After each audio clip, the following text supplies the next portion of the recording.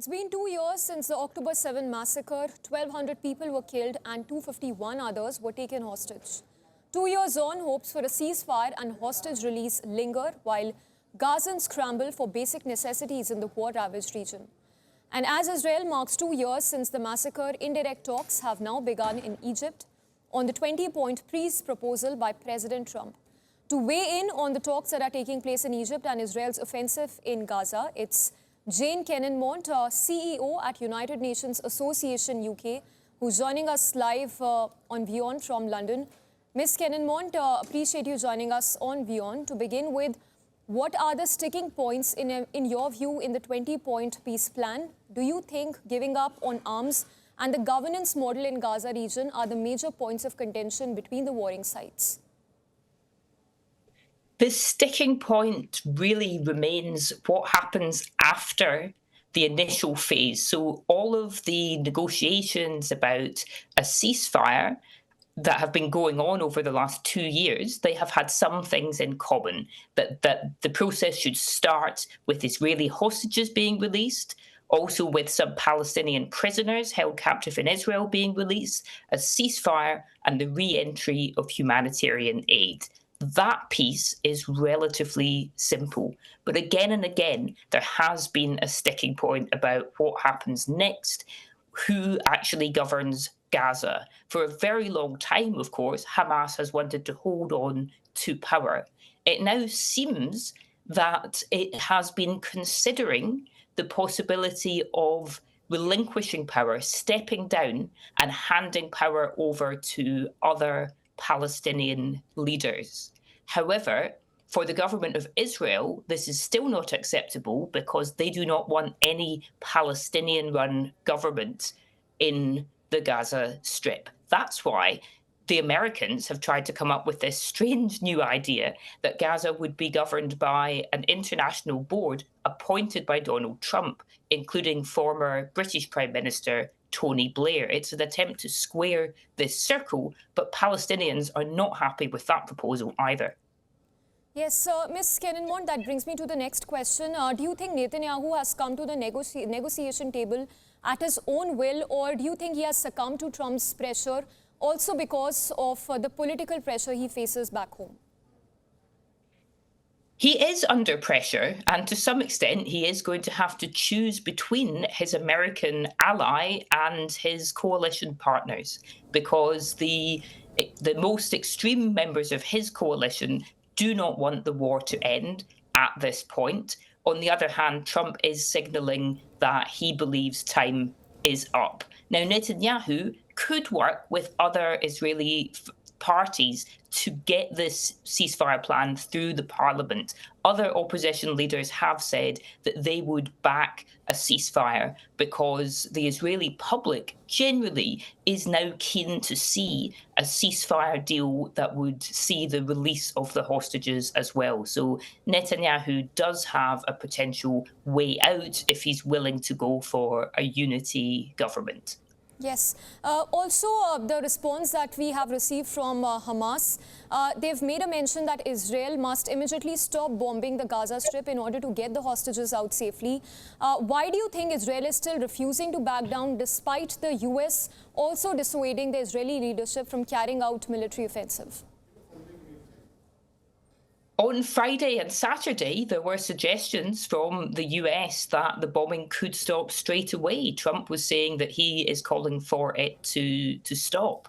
And so Hamas is probably hoping to capitalize on that momentum to get a ceasefire in place.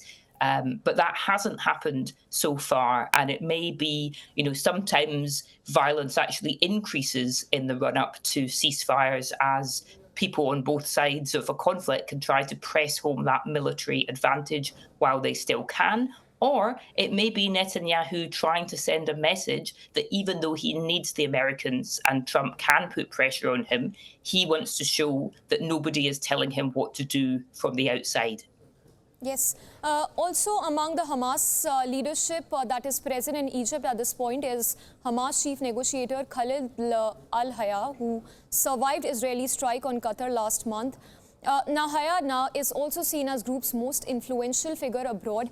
How important a role do you think he will play as far as the mediation talks are concerned? He's a very important figure now. I mean, Hamas has lost a lot of its leaders who were in Gaza over this couple of years of intensive warfare and bombing there. And there have been concerns also earlier that the bomb on Doha might make the group less inclined to negotiate. But it does seem that on all sides there is a sense that there will have to be some kind of negotiated way out of this terrible situation. It is 2 years now today, and tens of thousands of people have died. So many have been injured, and we're really seeing the situation having destabilizing effects on many societies around the world. So I think that any leader in Hamas, whatever their personal preferences, they are going to remain under heavy pressure from many, especially the Arab states, to try to find a way forward. We see no mention at all of Iran in these talks so far. Is it the elephant in the room, you would say?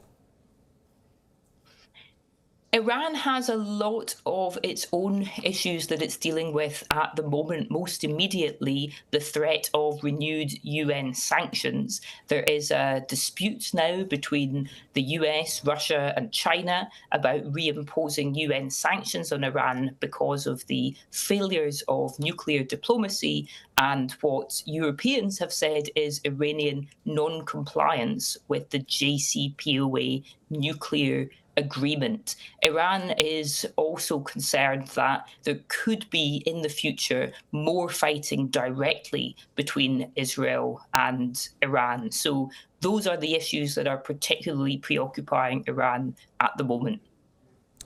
Also, once I wanted to draw your attention to how the implementation is also going to take place. How do you see that is going to pan out? Will the phase-wise implementation actually work? And what would be the points that will have to be adhered to when the phase-wise implementation actually happens on the ground? Well, there are still a lot of unanswered questions about what this plan will mean in practice. There is an idea that there would be a stabilization force that would enter, that would be including troops from Arab and Muslim countries. Indonesia, for example, has said that it would be willing to provide troops. It's a country that obviously is a major Muslim country, but it's never had itself a direct conflict with Israel.